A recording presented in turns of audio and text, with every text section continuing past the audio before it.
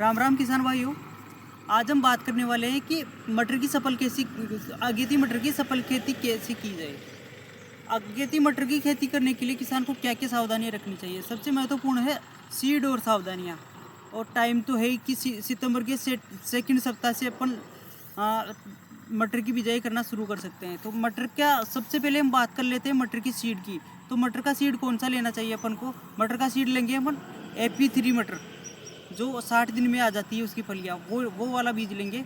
और वही सक्सेस है अधिक गर्मी सहन करने के लिए। ये मटर की फसल है ना, जो अधिकतम 35 से 37 डिग्री तापमान सहन कर सकती है। कुछ वेराइटियाँ, जिसमें से सबसे अधिक तापमान सहन करने वाली वेराइटी है AP3 मटर की वेराइटी। तो हम इसी का चयन करने वाले हैं अगेती मटर के लिए।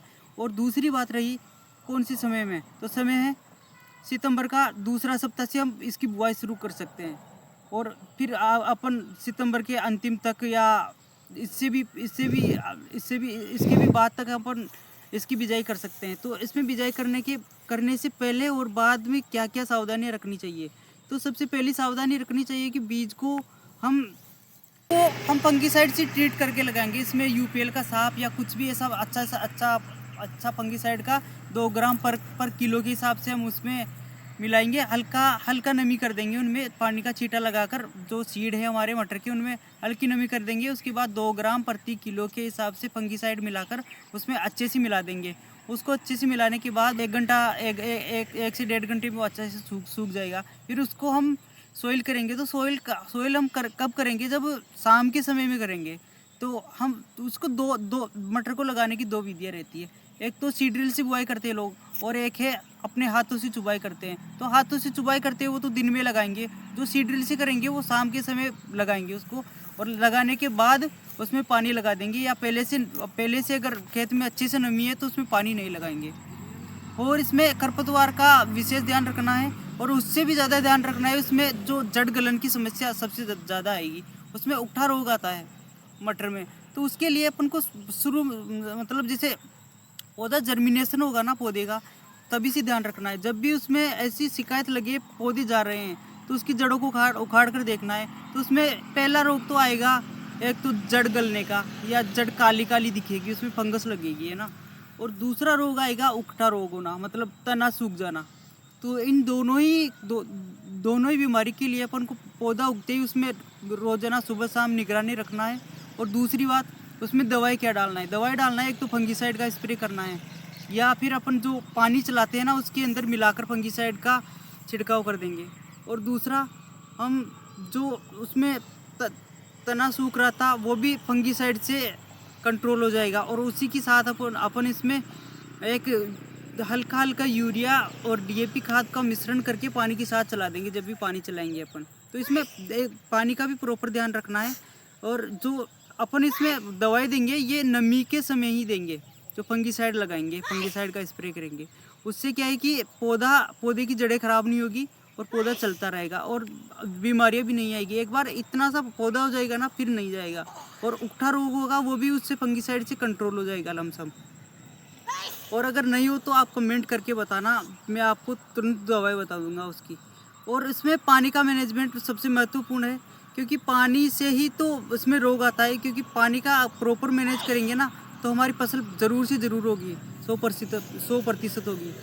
तो पानी कब देना है, जब जैसे दोपहर के समय पौधा मुरझाए नहीं, इतना पानी देना है, न तो कम देना है न ज़्यादा देना है।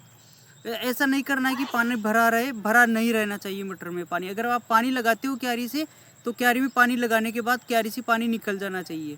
इतना ही पानी काफ़ी रहता है मटर के लिए। और मटर को ऐसा नहीं कि एक बार पिला दिया तो 8 से 10 दिन संभाले नहीं। उसमें जैसे ही उसको पानी की आवश्यकता महसूस हो तो हमें उसमें पानी लगाना ही लगाना है। और अब मटर की फसल में खाद क्या क्या डालेंगे। मटर की फसल में खाद डालेंगे यूरिया, सल्फर। जैसे मटर उगकर जैसे 4-4 अंगुल के हो जाएंगे, 3-3 अंगुल, 4-4 अंगुल के होंगे, तब हम यूरिया और सल्फर में हम इमिडाक्लोप्रिड या फिर कोई क्लोरोफाइरिफोस, इन दोनों में से कोई भी एक कीटनाशक मिलाकर, और उसमें फंगीसाइड के लिए जो दवाई आती है वो फिर हेवी वाली दवाई लगेगी, जो अपन ऊपर से जैसे खाद में मिलाकर डालेंगे आप, पौधा 4 अंगुल 3 अंगुल होगा तब, तो उसमें इस तरह से खाद मिलाकर जो तय मात्रा रहती है, जैसे 1 एकड़ के लिए 1 लीटर 20% वाली काफ़ी रहती है क्लोरोफाइरिफॉस, और इमिडाक्लोप्रिड तो कम लगती है ना। तो जो मात्रा सुझाई रहती है उसी के हिसाब से आप लगाए है ना, तो इससे मटर की फसल अच्छी होगी। और अगर आप अच्छे से देख रेख करोगे ना, तो पैदावार अच्छी आएगी, ज़रूर आएगी।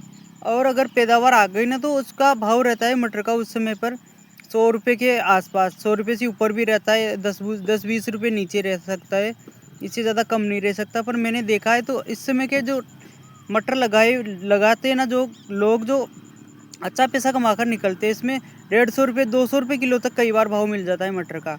तो आप मटर की फसल ज़रूर लगाएं, पर अधिक क्वांटिटी में नहीं लगाएं, जैसे 1 एकड़ 2 एकड़ से ज़्यादा नहीं लगाएं। फिर क्या है कि पानी की और मैनेजमेंट की थोड़ी सी दिक्कत आ सकती है, इसलिए अगर कोई नया किसान है तो कम ही लगाए, अगर पुराना किसान है तो ज़्यादा लगा सकता है, कोई दिक्कत नहीं है। पर नया किसान एक मतलब ट्रायल के रूप में 1 एकड़ से 2 एकड़ ही लगा कर देखे, इसमें किसान को घाटा नहीं रहेगा, क्योंकि जो मटर का सीड आता है वो लमसम 150 रुपये किलो के लमसम आता है, जैसे कम भी रहता है इससे कई जगह पर ज़्यादा भी रहता है।